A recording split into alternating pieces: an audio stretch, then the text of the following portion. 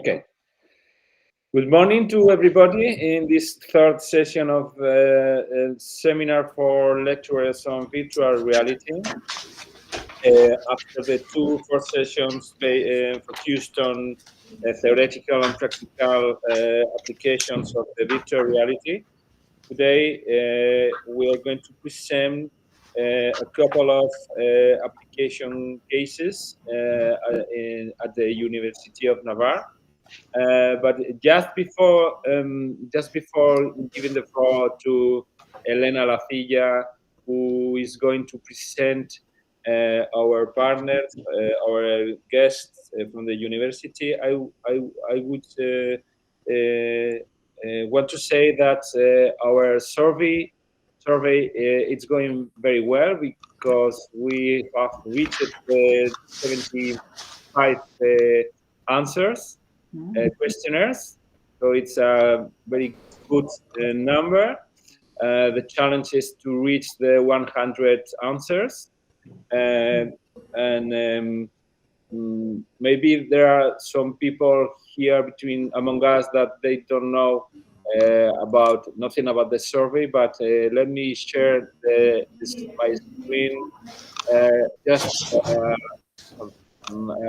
couple of minutes, where you will see that we have prepared this survey, this questionnaire for students and professors that has to do with our knowledge and interest on augmented reality and virtual reality. This is a very short survey where you will find 3 packets of 9 questions on both technologies. The survey is prepared in 3 idioms, languages, in Spanish, in English, and in Portuguese. And you will find this project in our webpage, that is e4portly.com. And here in the in activities and in multiplayer event at Porto, you will find the survey form. Please, if you haven't filled it yet, I would appreciate a lot your contribution to this investigation. So once I have presented the survey again, I give the floor to Maria Elena, who's going to present our guest professor for this morning. Thank you very much, Elena, Cristina, Pedro, and Luis, and Javier. Thank you, Elena, for the presentation. Okay, thank you, Asier. Good morning, everyone. Today we have the opportunity, the pleasure to take into account with 3 professors from the University of Navarra. The first session will be from the study management team of the University Pharmacy and Nutrition Faculty, Cristina, who is a student coordinator, and Pedro, who is vice dean of students. So if you want, you can start with the experience of the issue that you are going to tell us. Very, very interesting. Thank you very much. Thank you very much, Elena. Thank you. You have the word. I'm going to share the screen. So while Pedro is sharing the presentation, I want to say that we are so glad to be here today. Thank you for your invitation and for your introduction, Elena and Asier. We say hello from the campus, from the Pamplona campus, from the north part. We are in the science part of the campus, close to the School of Medicine, the School of Nursery, the School of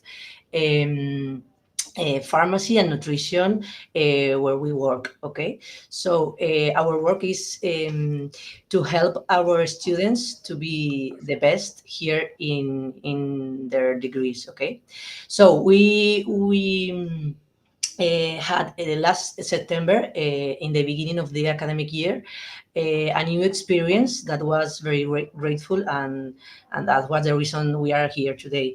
We organized a challenge with the service of Innovation Factory. I have to say hello to Guillermo García del Barrio, the director of this service, who is here today, and some of you, I think, know him. And we prepare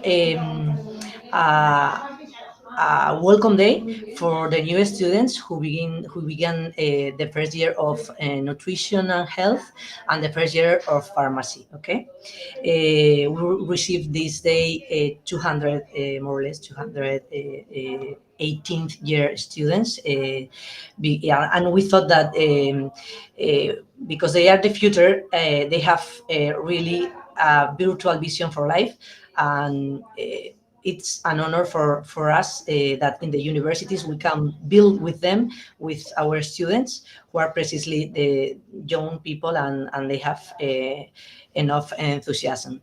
No, so we prepared this activity that was called the hackathon. We don't know if you know the meaning of hackathon.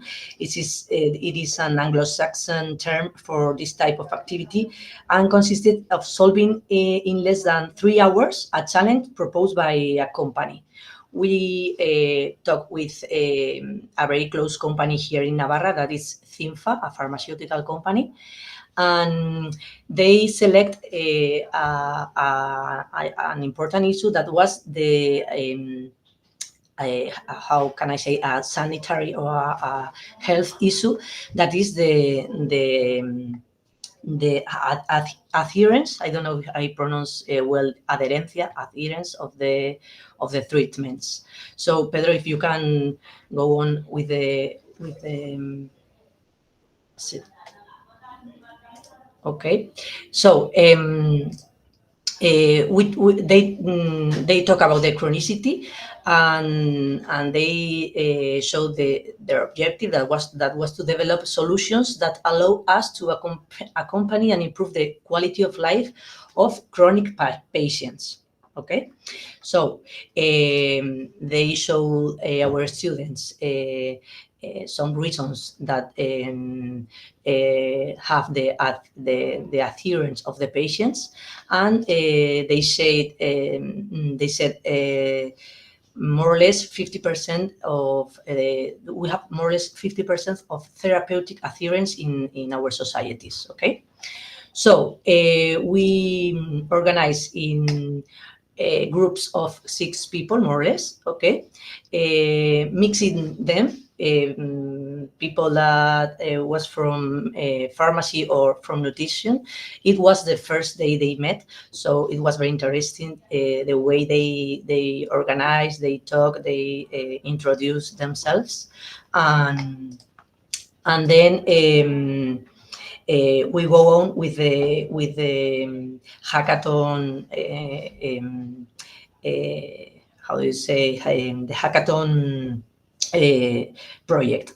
So Pedro, if you want to show them how is a hackathon and how was it with our students in this welcome day this year. Okay, I'll show the video. Maybe Guillermo can also said something if he wants. Well, thank you very much for the invitation. No, it is pretty well explained, and for us as Innovation and Entrepreneurial Center of the university, it was an amazing experience, and you will see how students from a field like pharmacy got ideas related with virtual reality, which is what is most surprisingly for us, just using a method to solve a challenge, and it is the results were amazing. So just let's see how it worked. So I'm going to show the video. It is going to be subtitled in English by YouTube. So you know that this subtitling is automatic, so it's not perfect. So Guillermo and myself will try to translate the areas which are not very well translated with the subtitles.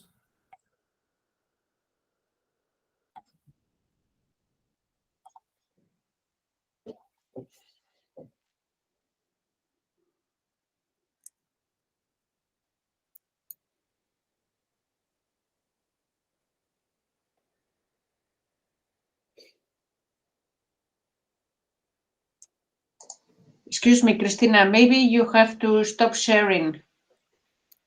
Sorry? No, it is for Cristina. Maybe Cristina should stop sharing. She's sharing the PowerPoint. Oh, okay. It's my maybe, fault then. Maybe, yes, thank you. So Sorry, thank you. let me go back. I will need to share in a different way then.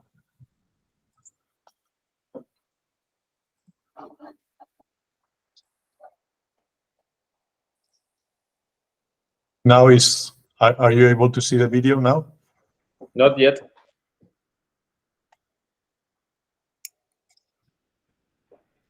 You are not able to see it now? No.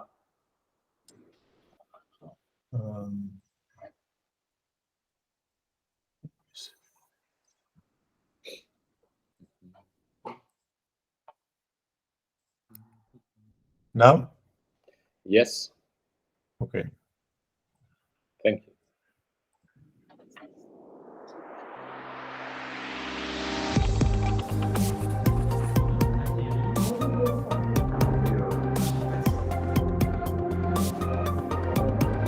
A hackathon is an event where people gather to solve a problem.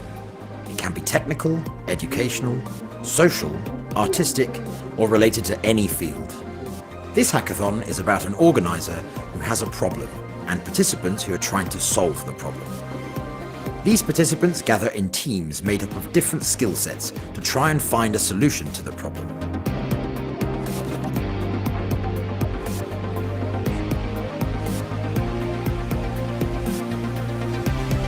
At the end of the hackathon, the organizer selects the best solution and one team wins a prize. An incubation process between the winning team and the organizer is often launched at this point to transform the concept into a minimum viable product.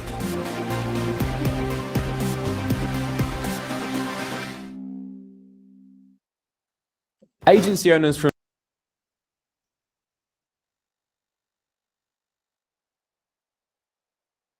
Okay, I'll go back to presenting the PowerPoint.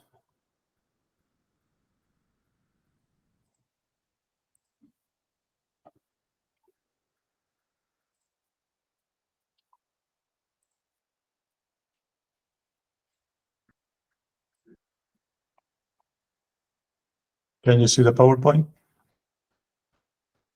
Yes. Okay, perfect. So as you have seen, this all this project was around the idea of the hackathon, and also a very important part of this project was that as Cristina has introduced briefly before, we had around 200 students, first-year students. They never met before, and they were these 200 students were part of the two degrees that we have in the school, or the three if we count the double. We have pharmacy degree, nutrition, human nutrition and dietetics, and the double degree of pharmacy plus human nutrition and dietetics. And the problem, as you can see here, was a problem, a health-related problem. And one of the main ideas of the hackathon, of the challenge, was that they had to work together. Because this is going to be the future. The future is they are going to work with pharmacists, with nutritionists, they are going to work with doctors, they are going to work with nurses. So they have to learn how to work with different health professionals. And in this sense, this was on the very first day. And this was part of a project of development, of personal and professional development of our students that is organized within the 4 or 5 years of the degree. They have different activities within these years. So the problem was therapeutic adherence. This is a big problem, as Christina has mentioned before. Around 50% of the population that is receiving a treatment is not adhering properly to the treatment. The patient that adheres properly, do not forget to take the medication and follow dietary guidelines. Take the medication at the indicated times. Does not stop medication, even if annoying side effects appear. Do not stop treatment, even if you feel better. Probably those of you that are hearing me right now are thinking, okay, maybe I didn't do one of these 4 points, so maybe I'm not such a good patient as I thought I was. So 50% of the adherence consequences, there are very important consequences of the lack of adherence. As you can see there, mainly we can talk about increased morbidity, increasing health spending, reduced quality of life of the patients, and several others. FINFA, which was presenting this part of the challenge, also gave information to our students about what were the main factors affecting adherence, if it was something more related to age, if it was something related to health habits, gender, or studies, or the number of medications they were taking. As you can see here, there were no big differences in most of the parameters in this slide. Excuse me, Pedro, can you pass the slide? Yeah, this one. There is a fixed one, the third one. Sorry. We cannot see the next slides, only the first one. Oh, let me share it in a different way there. Let me go back.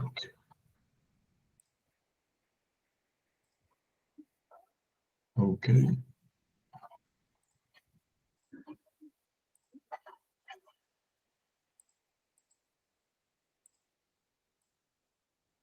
Okay, now? Yes. Okay. Okay, so I go back to this one, the adherent patient. There were 4 points, as I mentioned. Do not forget to take the medication and follow dietary guidelines. Take the medication at the indicated times. Does not stop medication, even if annoying side effects appear. Do not stop treatment even if you feel better. As Christina has mentioned, after different studies, we can say that about 50% of the population adheres properly to the treatment, and the other 50% does not adhere within those 4 points that I've mentioned in the previous slide.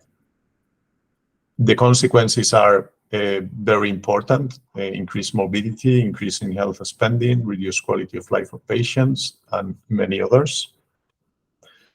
And as I was mentioning before, there are different studies to show which parameters are more important in terms of the adherence, if it is the age, if it is the gender, the health habits, and studies, number of medications, and many others. And as you can see, there is no big differences in gender. Strangely, there are no big differences in health habits. There is an important difference in the age. Below 45 years, the adherence is relatively low. And within studies, there is no big difference. Number of medications, yes, we can say there is a decrease in the adherence. So let me go further. They also study where do they live. Excuse me, Pedro. Yeah, sure. I don't want to bother you, but I assume that you are going to connect this with the technology, with virtual reality, which is the focus of the session, if I may. Yeah. So maybe can I ask you to speed up Sure. and go to the point. Thank Okay. you. So this was the problem, and the challenge was for the students was to find a solution to this problem. The way of finding the solution, the method, was the Innovation Factory hackathon method, as you can see in the video before. And the participants were all these students. The winners, I have also used the same slide, the same photograph, because we really thought that they were all winners. And what was the solution? The solution was a virtual reality simulator that shows its users the consequences they will suffer if they do not adhere correctly to their treatments. In addition, the app offers a personalized solution and health support to raise patient awareness of the negative effects it would have on their health. The team was made of 3 students of pharmacy and 3 students of nutrition.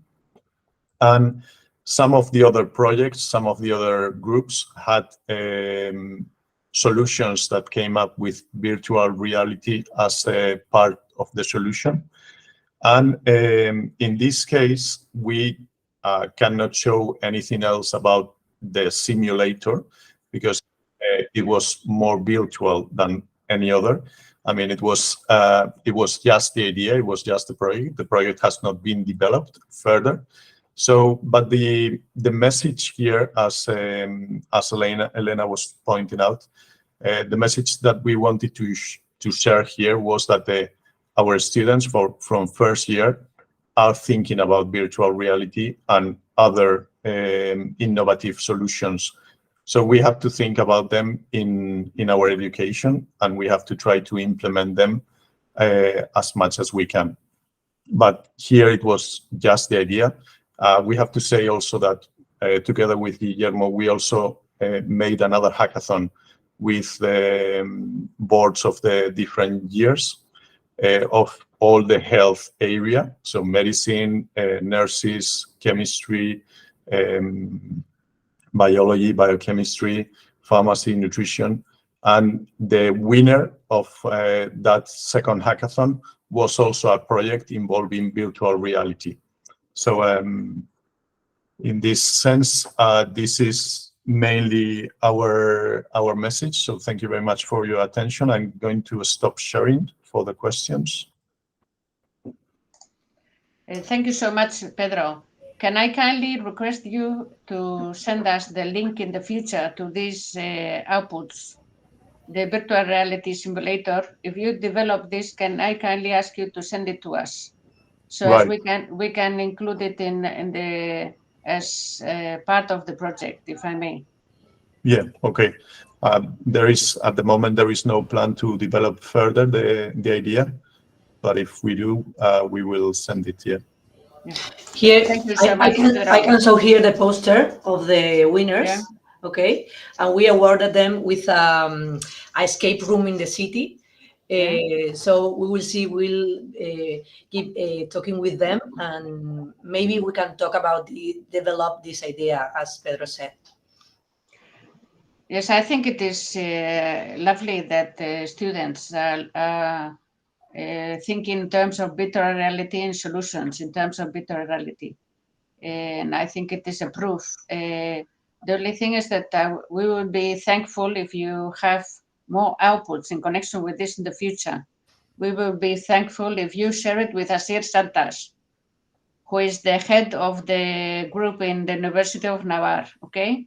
Okay. Because Okay. we are developing a research line with Asier Santas in connection with virtual reality, and we are moving very fast, okay? Okay. So our connector will be, if I may, Asier Santas so as we let open future collaborations in connection with virtual reality, okay? Do you think this works for you? Yes. Yes. Okay. So Asier, you will be in charge of this. Thank you so much. Yes. Thank you and Merry Christmas. Yeah, the same to you. Thank you so much Yeah, for thank you collaboration. Thank very you. much. Thank you. Yeah. Pedro.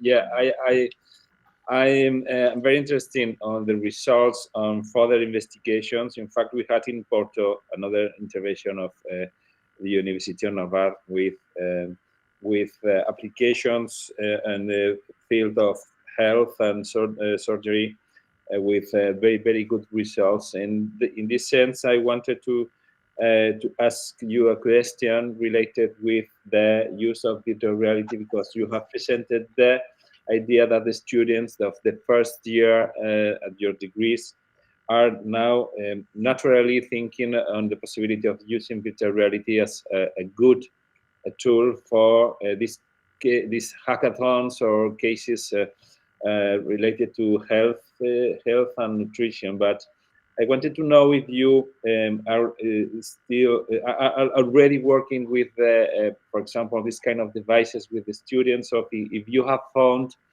a good and perspective or interesting on in applications on the field of nutrition or pharmacy that can free or not free or in case you have to pay if they are worthy to use with the students, or it still is a not very well developed field in the virtual reality field, in the field of nutrition or pharmacy, because we are realizing that this is a new technology and it's a kind of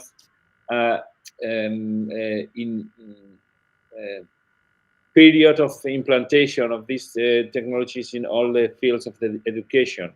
For example, in the field of architecture and urbanism, we are, I think, we're in the avant-garde, because this is more visual. This is more, we can adapt more our creations and designs to the virtual reality. But for example, for me, in the case of economics or big data or even pharmacy or nutrition, do you think, have you found, the first question is if you have found good applications, or if not, if you are able to develop good applications in collaboration with developers, programmers, etc. Right. Thank you for the question, Asier. I think for us, there are like two ways of thinking about these tools. The first one is related with the project. In pharmacy and in nutrition, there is an increasing need of the population to receive education mainly on nutrition. I'm sure all of you that are connected right now are receiving different information about nutrition almost every day. It is something that it's coming out very frequently, but not all this information comes from the right sources, and not all of this information is understood properly by the general population. So in that sense, virtual reality, I think it is a really good tool to help general population to understand some of the scientific knowledge within nutrition and within pharmacy that might not be that easy to understand by general population, but they need to understand. So in that sense, I'm sure our students need to learn how to use these tools as soon as possible. That is one of the ways. The other one is, as you were mentioning, in architecture, directly virtual reality has a very important, how would I say, it is a tool, a teaching tool, very interesting, because it offers things, it offers 3D spaces that a PowerPoint screen is not going to be able to offer. So in that sense, in pharmacy and in nutrition, there are subjects that might improve their teaching and their learning with this kind of tool. But at this moment, we are not implementing them, but it's something that it would be good to do as soon as possible. So thank you for the question, Asier. I hope I have answered properly to your question. Thank you, Pedro. Okay. So if there is no more questions, maybe we can give the floor. Elena, can you present Javier from Tecnum? Yes, thank you very much, Pedro, Cristina, Guillermo, for sharing with us your experience and to show how the students want to integrate in the virtual reality in the teaching and in the subjects and the application also. The second session today is in the hand by Javier Aldazabal, who is a professor in charge of innovation and new technologies at the University School of Engineering, Tecnum. The experience is based above all in adapting spaces and achieve resources for implementing virtual reality in the school and in the degrees and subjects. Thank you, Javier, and you have the word for explaining us the experience in Tecnum. Thank you. Okay, thank you very much. First of all, well, I'm in charge on setting up these virtual reality tools in the School of Engineering here in San Sebastian. We are not in Pamplona. We are not in the same campus. We are closer to the coast, so we are close to the beach. And in fact, this is quite recent. So the first two things that we have set up with these headsets is to show the students of master degree students, just to show the capabilities of these technologies, because it's quite hard to find software specific for teaching some specific topics. So we show general things that you can do with the headsets. And with the design engineering students, we also made or set up a similar session with demonstrations of the capabilities of these technologies. And what we have done with the more seriously with the hospital here in San Sebastian, let me see if I can share properly this screen. Okay. You can see the screen. Yeah. Okay. Yes. Perfect. So this is a project that we set up. We developed with a hospital that we have close to here, and what they want to do, and this was part of a final degree project of a student. So it's improving and it's checking if virtual reality is useful for training nurses in the hospital. So let me see. Okay, the idea is, well, first, nurses are necessary for the hospitals, but as always happens, we don't have enough money, we don't have enough nurses, and they have to change from one operation room to another one, or from one technique to another one, and they have to train, they have to learn new techniques or new procedures for different surgeries. So we need to complete that, or to try to train nurses in a proper way or faster way than the classical way, to go to the operation room, see the surgery several times to learn how they have to proceed. So traditional techniques are not useful because are time consuming, and you need a surgery for teaching and another surgery for teaching again and again, and seeing and learning how the procedure is. So the simulations with virtual reality are quite interesting because they are risk-free. They are not going to kill anyone, and they can train and they can try as much time or that as they want. So they have that limitation. Okay. And well, in the hospital they're interested, so they contact with a company that develops software for training in hospitals, they make an agreement, and we were involved in that procedure, and now we are trying to see if this is useful or not, or if this doctor can sell that idea to the supervisors or not. So the objectives is to determine if it's useful for thoracic surgery using these simulators.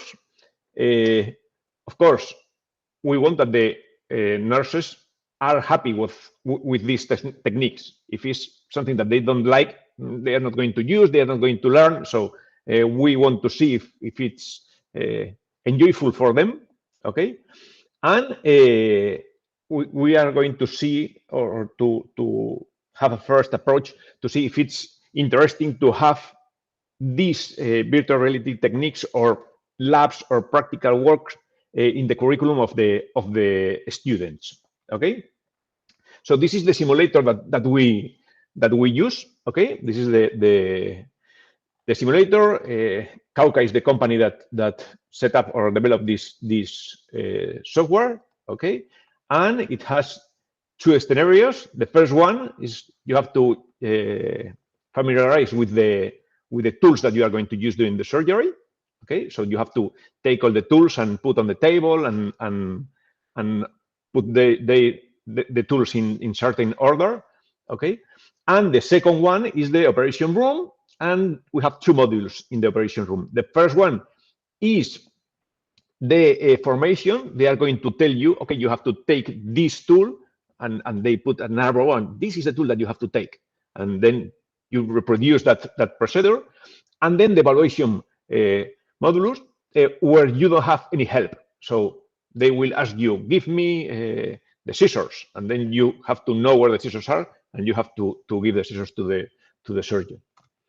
This is, for example, a clip of what the user is seeing. In this case, this is the tutorial. So this is the tool that you have to put in this place. So you are learning how you have to procedure.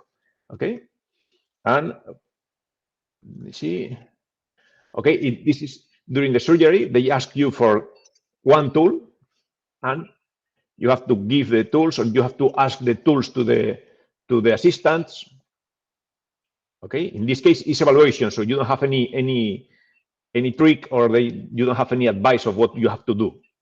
You have to do it by your own. So this will be the real operation, let's say. Okay.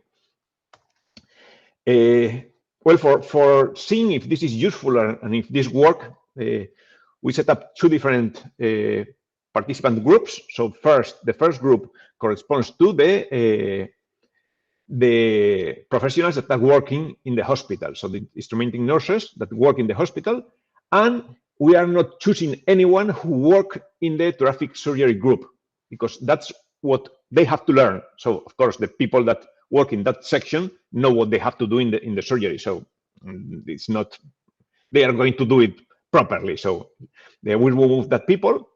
And the second group corresponds to the students of the Basque Country University. Okay, we have here close to the hospital the faculty of the public university, and we pick students from that faculty. Okay, those two groups, and on each group, for the professionals or for the students, we divide in two groups. Control group. Okay, so the control group set up the operation table, set up all the tools, and go to the evaluation module, straightforward. So without any previous knowledge of that technique. Okay, and to see if, well, they can perform the operation several times, but they don't have any extra help. They know the tools that they have, because they have to set up the table at the beginning, but they don't know what they are going to be asked for or things like that. Okay, and the second group, again, for both big groups, professionals and students, the second group, they first set up the table, then they go through the simulation, through the formation module. Okay, so with those tricks and arrows saying this is the tool that you have to give to the surgery, and then to the doctor, sorry, and then they go to the evaluation room, to the evaluation module. Okay.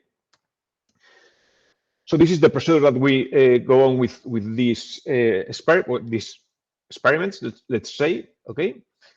We show this to the patients what they are going to do. Okay, we get general information, gender, the age, things like that. Okay, if they are left-handed or right-handed or things like that. Then we show them how they have to put the headset, how they have to use the controllers, and so on. Then they do all the setup, the training, the evaluation, all those things. Then we collect data from the system, the time that they take for doing different tasks or things like that. And then in the sixth step, we give them a questionnaire survey, okay, for knowing if they are happy with the experience, or if they get sick, they cannot see very well, they sweat, or what experience they have with the experience, okay, and a satisfaction quiz, okay. With all those data, we get data from three different sources. So the information about the participant, the information that we get from the evaluation module of the virtual reality program, and with the questionnaire that we ask for at the end of the session. Okay. For the students, we also record the number of errors for each task that they perform, so the different steps of the surgery, and the total time that they spend for the evaluation. Okay. For graduate nurses, we have 55 people, 55 experiments, let's say, okay, 15 females, 5 males, no left-handed. I'm left-handed, but I'm not nurse, so no left-handed. 7 participants have experience with video games, and perhaps that makes some influence on the virtual reality results, okay? And 29 in the control group, set up the table, and final, let's say, test, okay?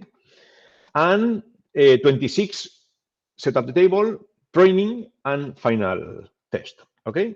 The mean 42 years old. The mean.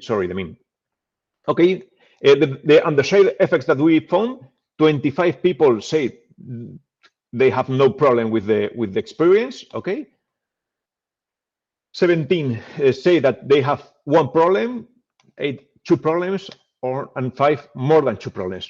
Typically, the symptoms, the most people say that they have problems with focusing, so they have to set the headset properly, and it's quite critical, that part, okay? Broad vision, 40%, 40 people, so it's the same. They have to set up very precisely and very carefully, okay? Sweating, 10%, bad experience, or not very good experience. Visual fatigue, 7, headaches, 3, okay? So we see that in general, no, the most typical problem for these people is they cannot see properly, so they have to fix their headsets better, okay? These are the completed tasks from the 47 tasks that we have. A few people only finish 10, 12, okay? The meaning is about 20, something like that. So half of the tasks are properly finished. Remember that they don't know anything about this surgery, okay? And the scores, the program also gives you a score, and well, that's the data of the scores, okay? Well, what variables we see that they have influence, okay? First of all, there is a statistical influence or difference between the control group and the experiment group. So statistically, we can say that if you use the training module in the virtual reality, you can perform your surgery, or you can assist the doctor better than if you don't if you don't do that. Okay, and the age is the second value, that the second factor that makes difference. So young people are not very expert, let's say. Okay, people a bit older get better results, and older people, again, they go down with the results. Okay, if you play video games, there is no statistical difference. So perhaps it's something that you don't know what to expect. But as you know, all of you know, virtual reality is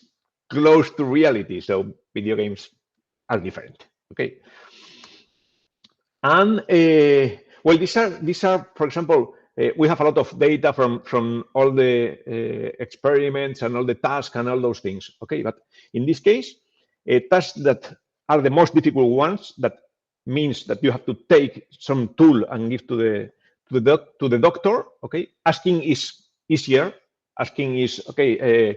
Give me this, and the assistant open and give you as you saw in the video. Okay, so the most difficult tasks are to hand or to take a tool and give to the doctor. You can drop it. You can take the not proper tool, things like that. Okay, and here we can see clearly that the evaluation and formation and evaluation. So the blue ones are the ones that has been trained by the virtual reality system. All the blue, almost apart from these two, all the blue points are always above the other ones. So apart from the statistics, yeah, you can see that it's quite clear that usually the people trained perform the task in a better way. Okay, and for the undergraduate students, 13 students, 11 female, 2 males, data, no more than that. Okay, 2 play video games. Again, we don't have any, and the average age is 25 for the students. I see the standard deviation of 8 years. You know, you have all the students of 45 years that change everything. Okay, in this case, the students perform in a better way. Okay, they are always learning. I don't want to say that they are more used to technologies, but they are always learning. They are students, so they are more flexible, and they get 10 more points in average than the professional nurses. Okay, the symptoms quite similar, a bit higher than the 70% of the people say something about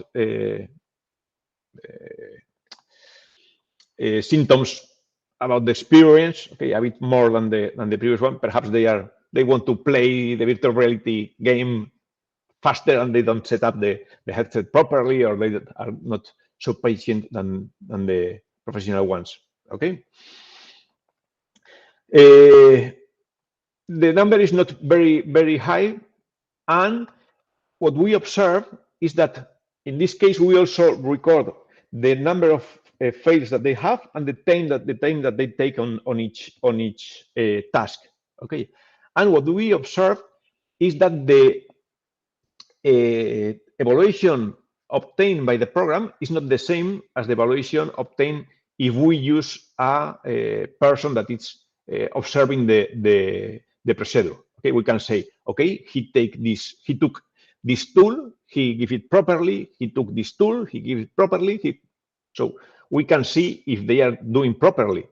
But the program on their own give you a score and give you information about they complete this task or they don't complete these tasks. Okay, but in a different way. So it's quite strange. You can see the errors. The computer say, or the program say, okay, the average student has 25 errors, but if we observe all the simulations, all the experiences, all the exercises, we observe that they produce a small amount of error. So there is a problem there that we have to search for that more carefully. Okay, how to test or how to we are working on this now. So how to see what is going on with the application.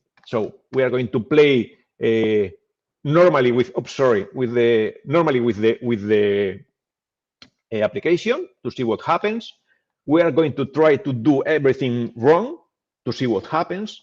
We are going to drop every tool on the floor, and we are going to hand it correctly to see what happens. And we are going to play with the game or with the experience to see why it's giving those strange results. Okay, here you have the results. So if we perform everything properly, we get this value, about 600 or 700. Okay, if we grab everything, even if we give the right, we take one tool, it's the other one, and we give the right one, the correct one, we get 1000.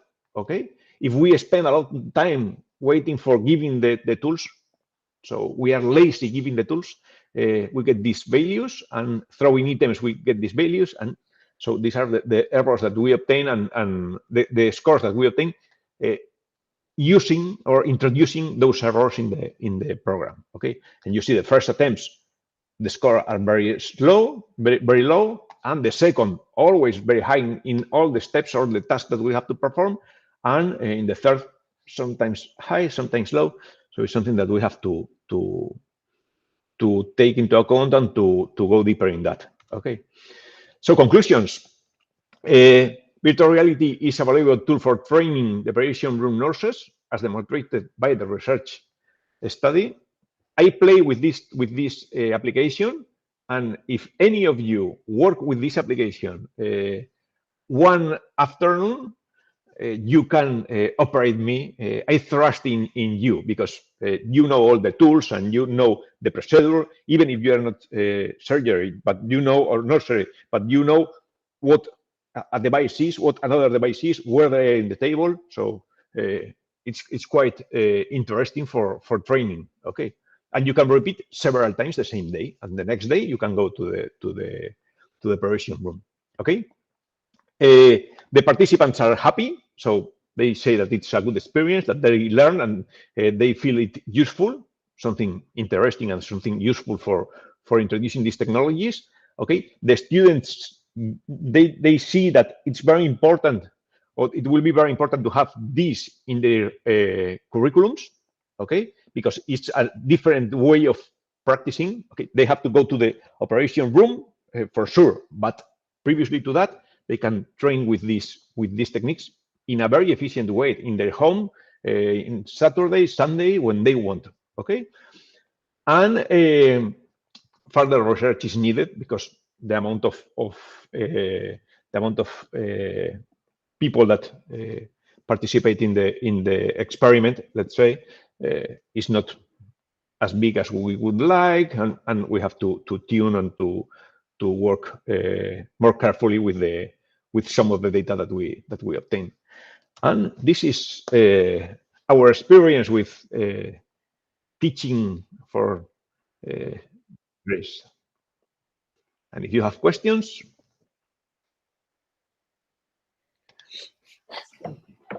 Asier. Yeah, thank you very much, Javier. Very interesting, very promising. And I have a couple of questions, very practical. For example, the first one is how long does the test is about a quarter, half an hour, or an hour? With the training, with the glasses, with the glasses. Yeah. I mean, sorry, with the training, I mean, setting up the table and doing the surgery, about 40 minutes. 30 minutes. 40, sorry. 40 minutes. Okay, this is I make this question because I am since 3 months using weekly the glasses, and one of the problems that I have experienced is that if you use the glasses more than 1 hour, for example, I mean, maybe this has to do with my age or my vision. I am myope, but once I take back my glasses, I feel a kind of sweat or tight. Even the glasses are a little bit heavy, and I suppose you have used the Meta and, The Meta Quest 2. and also the two joysticks. But what's been the feedback of people, nurses and students, by using this the glasses, the object? They comment something about the uncomfortability of the device or not? Not especially. No. It's more related with they are more complain about blurring the image. The image is not out of focus, but it's tired for the vision. Mm-hmm. Yeah, not for the weight of the headset. No. Mm-hmm. It's only 45 minutes or 40 minutes, something like that. So perhaps it's not as long as to be 1 hour and with glasses. I know what's to have glasses, and it's more it's worse for this. Yeah. We also have commented that this is a kind of technology or tool that cannot be supplementary but complementary of the traditional ways of teaching or practicing or training. No. Yeah. So I suppose that in the faculty of nursery or they must go to the operation room. Yeah. Okay. No, very with this you can train, and you can train properly and without any risk for anyone. Yeah. So, how many glasses did you use? One or several? No, for this study, one. Only one. At the university, at the School of Engineering, we have 32. And we set up some those experience with the master students and with the design engineering students. We use in parallel 12 or 16 or something like that. Okay, that's nice. I would appreciate if you spread the survey we have prepared on virtual reality and augmented reality to the students. I know it. Where is it? Where is it? Okay, you can find it. Maybe let me if you let me show my screen. I will. Okay. Now we have prepared a survey on augmented reality and virtual reality, and it's the first the web page that you presented at the beginning. In three languages. I noted where you have it. You got it? Yeah. You say that E4TI, and then in the portal, no? Yeah, in the portal seminar. Yeah. Excuse me, Aser, if I may. It is also at the front page of the website, okay? Okay. Because Belen set it at the front page. If you go into the website at the beginning, if I may, you can find the survey at the very first page, okay? Perfect. I'm sorry for this. Perfect. So thank you very much, Javier, for your presentation. Very interesting and very promising. You got an advantage in Tecnum from in relation to the School of Architecture. So we need to implement fastly the virtual reality glasses with our students, because it's very promising. Yeah, it's the future. The future. Yeah. The future is already here. Okay. Congratulations, Javier, for the outstanding presentation. Thank you. I think it is very practical and down to earth. So it is. I think this presentation has been very useful for us for our project, And hopefully, I hope you continue in touch with Asier Santas, Okay, yeah, sure. who is in charge of this technology within the project. Okay. We are the ones from the University of the Basque Country in Yeah, I Bilbao. know. In Bilbao, in the Faculty of Economics and Business in Bilbao. Okay? Okay. Okay. But please, we are very pleased to have you there, and this presentation was really nice and really useful. So thank you for this, Javier. You're welcome. Thank you. Yeah. Bye-bye. Okay. Bye. So Thank you very much, Javier. thank you. So for today we have finished the third session, and tomorrow we will have the last one, university application cases. I would appreciate, so for tomorrow, we would appreciate your feedbacks and questions, and if you have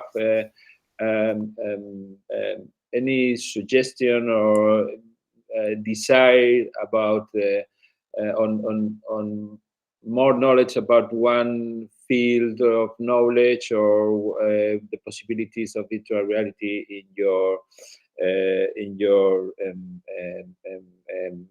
educational system, I would try to find for you applications or explanations of what we could do with this technology.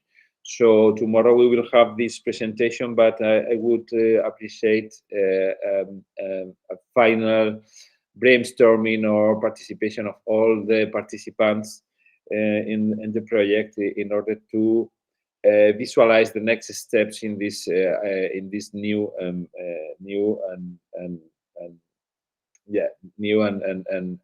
unexplored technology.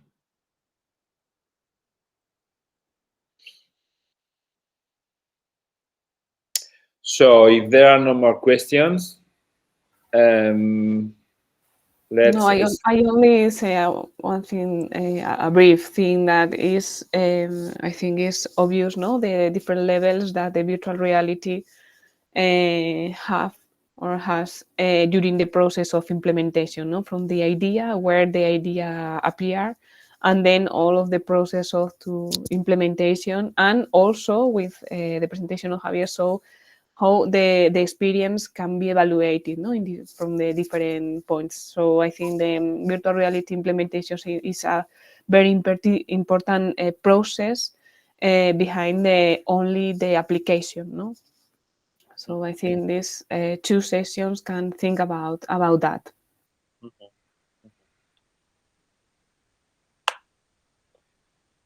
Okay, so let's see you tomorrow. Then in the next session. Thank you very much for your interest and patience, and see you tomorrow. Thanks. See you. Thank you. Bye-bye. See you tomorrow. Bye. Bye.